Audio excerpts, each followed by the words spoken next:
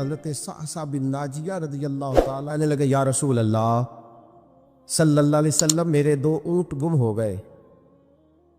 میں اپنے تیسرے اونٹ پر بیٹھ کر اپنے 2 اونٹ ڈھونڈنے نکلا۔ اے میرے قریب محبوب، اے محبوب دو عالم صلی اللہ علیہ وسلم، میں اونٹ ڈھونڈتے ڈھونڈتے جنگل کے اس پار گیا جہاں پرانی آبادی تھی۔ وہاں میں نے اپنے ان 2 اونٹوں کو پا لیا۔ ایک بوڑھا آدمی جانوروں کی نگرانی پہ بیٹھا تھا۔ اس کو جا کر کے میں نے کہا 2 اونٹ میرے ہیں۔ وہ کہنے لگا یہ تو چرتے چرتے آ گئے تھے، تمہارے ہیں تو لے جاؤ۔ انہی باتوں میں اس نے پانی بھی منگوا لیا، چند کھجوریں بھی آ گئیں۔ میں پانی پی رہا تھا، کھجور کھا رہا تھا کہ ایک بچے کی رونے کی آواز آئی۔ وہ بوڑھا پوچھنے لگا بتاؤ بیٹی آئی کہ بیٹا؟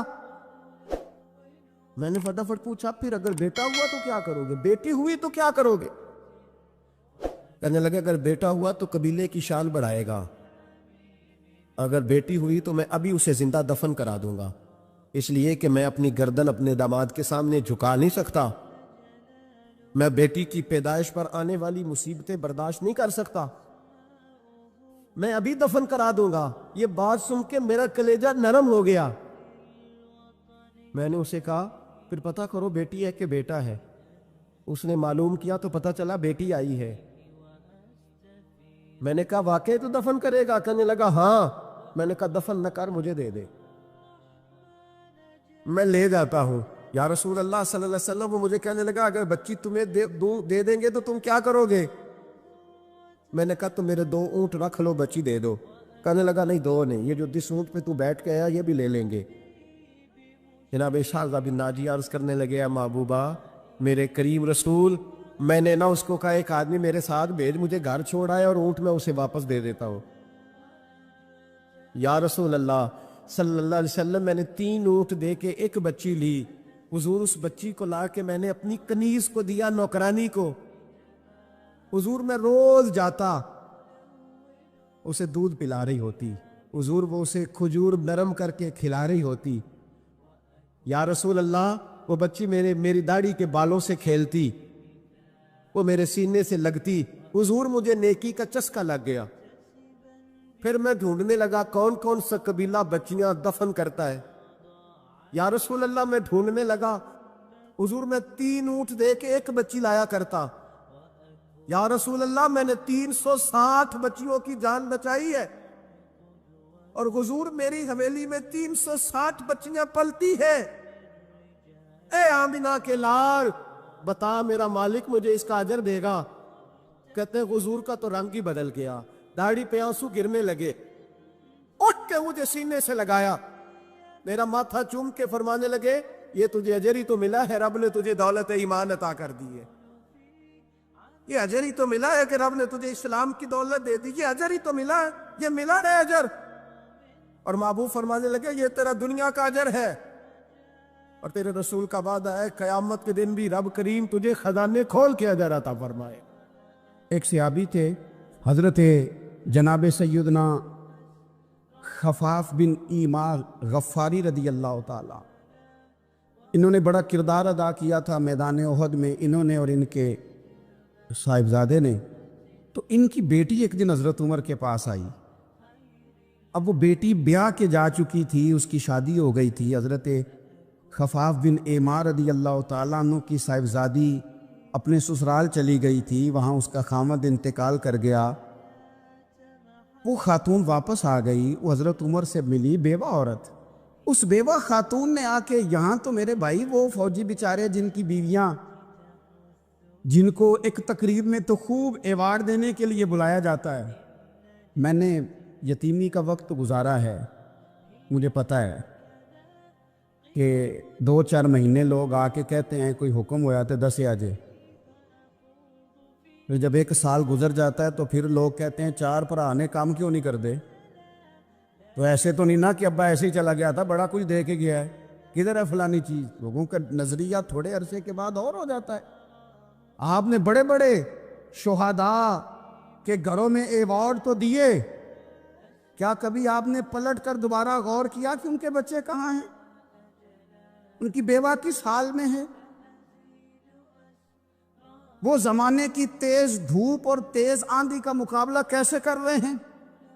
بغیر باپ کے جو انسان کو کھلے آسمان تلے وقت گزارنا پڑتا ہے وہ کتنا کو مشکل ہوتا ہے، وہ کس طرح ٹائم گزار رہے ہیں، یہ کبھی سوچا لوگوں نے؟ یہاں تو نرنگیے سیاست دوران تو دیکھیے منزل انہیں ملی ہے جو شریک سفر نہ تھے، جو نکلے ہی نہیں تھے وہ منزل تک پہنچ گئے، اور جنہوں نے جوانیاں گزار دی وہ رستے میں رہ گئے۔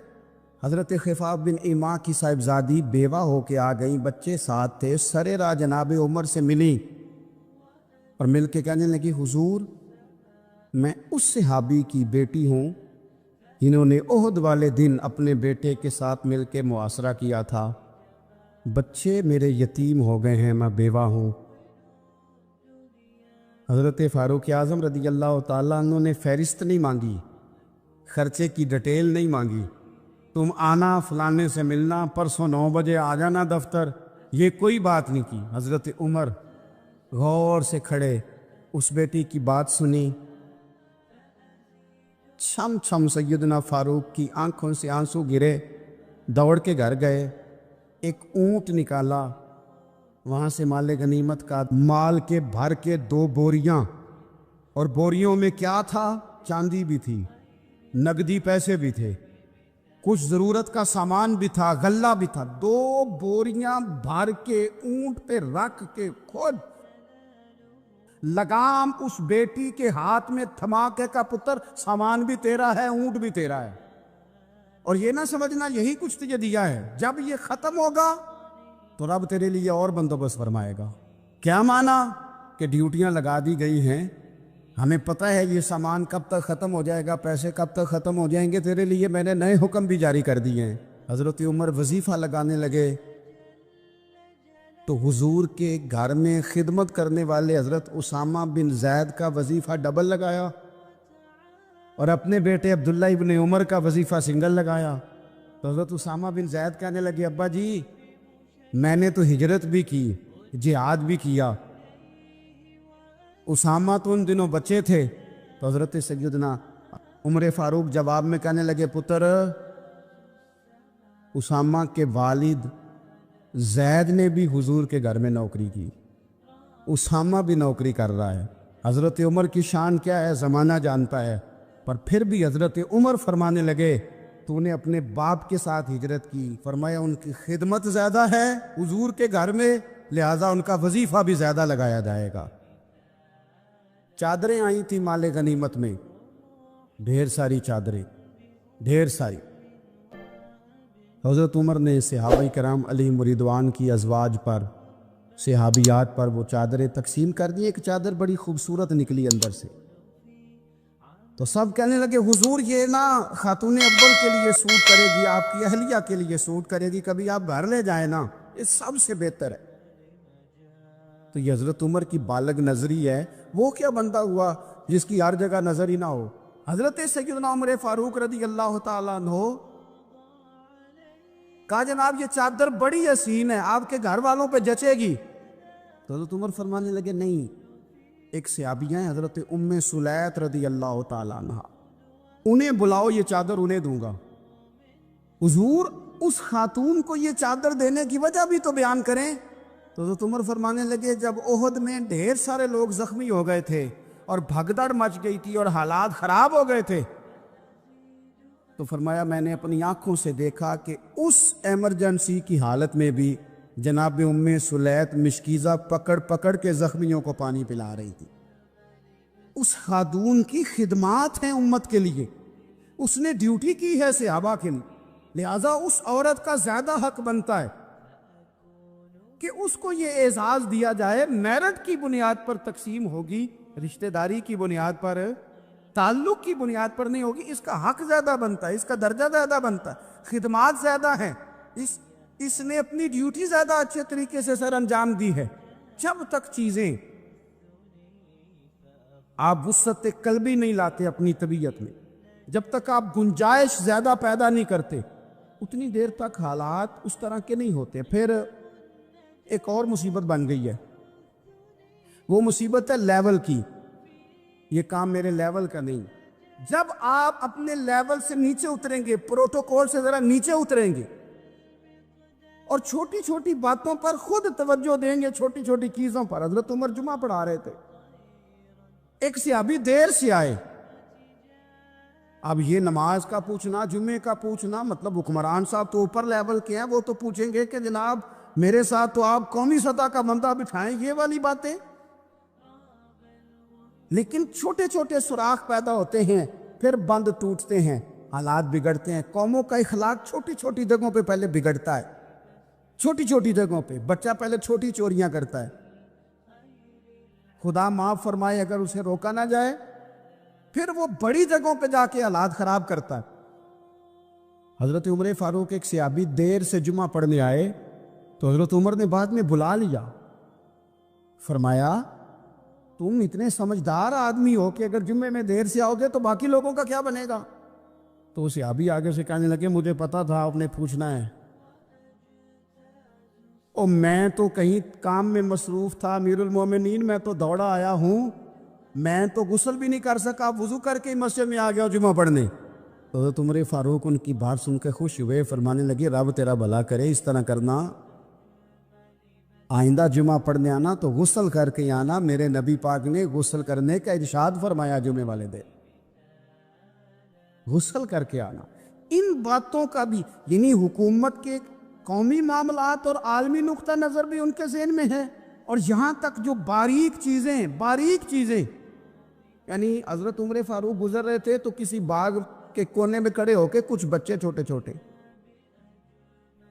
چھوٹے بچے وہ کھجوریں اکٹھی کر رہے تھے. تو حضرت عمر نے کہا کس کے باغ میں لگے ہوئے ہو؟ سب بچے دوڑ گئے. تو حضرت سنان بن سلمہ فرماتے میں بھی چھوٹا تھا، میں کھڑا ہو گیا تو میں نے کہا حضور ہم نے توڑ کے نہیں کھجوریں کھائیں، گری ہوئی کھائی ہیں، اور آپ کو پتہ ہے جو رستے میں گر جائیں وہ اٹھانی ناجائز نہیں ہوتی، تو حضور یہ گری ہوئی کھجوریں کھائی ہیں. تو کہتے ہیں حضرت عمر فاروق بچے کی بات سن کے کہنے لگے رب تیرا بھلا کرے، تو نے صحیح بات کی طرف میری توجہ کرا دی ہے، اللہ تیرا بھلا کرے. اور پھر حضرت عمر رضی اللہ تعالیٰ عنہ اس چھوٹے سے بچے کے پاس کھڑے ہو گئے. کون؟ کس کے پاس؟ نہیں خواب تو نہیں دیکھ رہے میں اور آپ؟ حکمران وقت، 22 لاکھ مربع میل کا حکمران بچے کے پاس کھڑے ہو گئے، چھوٹے بچے کے پاس. دکان پہ غریب آدمی چڑھ آئے نا، دکاندار صاحب اللہ ماشاءاللہ ان کا مزاج خراب ہو جاتا ہے. اور تیسری چیز کہ نا وہ والی دکھاؤ تو کہتے لینی ہے تو لے، تو جا. اور اگر تگڑا بندہ آ جائے تو کہتے ہیں جناب آپ اس طرح کریں نشاندہی کر دے، میں انشاءاللہ خرید کے لا کے پیش کر دوں گا.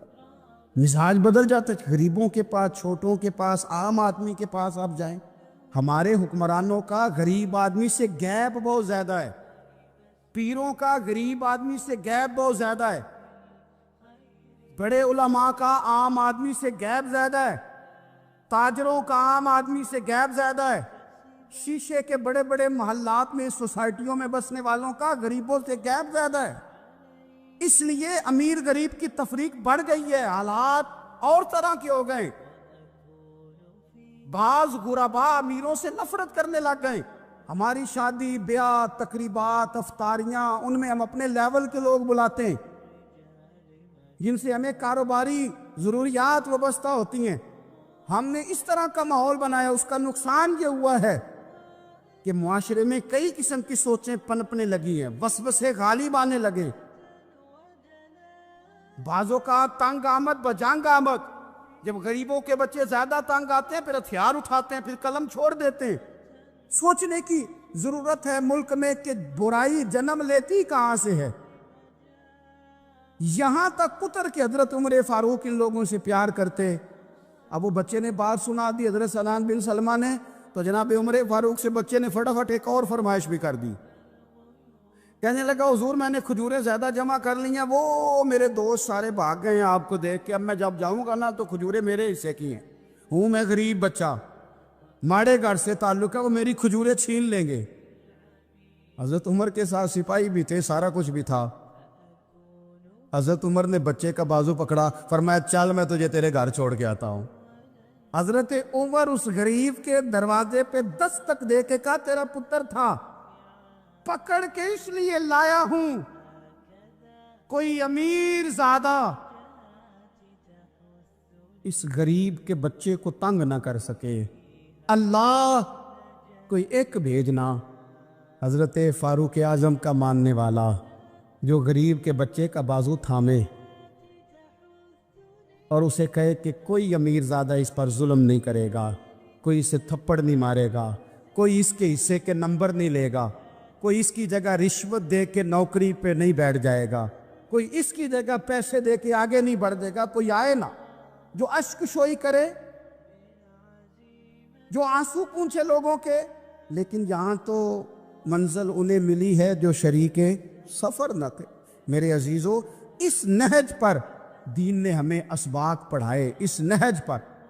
حضرت عمر چھوٹی چیزوں کا، مسجد نبوی شریف میں آپ نے دیکھا دو لوگ اونچی آواز میں بات کر رہے ہیں، تو حضرت عمر نے فرمایا انہیں بلا کے لاؤ۔ بلا کے لایا، فرمایا تمہیں پتہ نہیں کہ حضور کی مسجد ہے؟ لا ترفعوا اصواتکم فوق صوت النبی، اے پائے نظر ہوش میں آ، یہ کوہ نبی ہے، آنکھوں سے بھی چلنا یہاں بے ادبی ہے۔ پتہ نہیں وہاں سارے نعرے غلط ہیں، کسی کے مرد آباد کا نعرہ ہو تو وہ بھی غلط، اور کسی کے زندہ آباد کا نعرہ ہو تو وہ بھی غلط۔ وہاں ایک کی نعرہ صرف اچھا لگتا ہے، وہ کیا ہے؟ یا رسول اللہ انظر حالنا، یا حبیب اللہ اسما۔ وہاں ایک کی نعرہ اچھا لگتا ہے کہ سونے آ گئے ہیں، نظر کرم ہو جائے۔ یا رسول اللہ پہنچ گئے ہیں، روزے دے دوالے نے غلامہ دیا ٹولیاں، اور ویکھو ایک پہ سن دے کروڑاں دیاں بول۔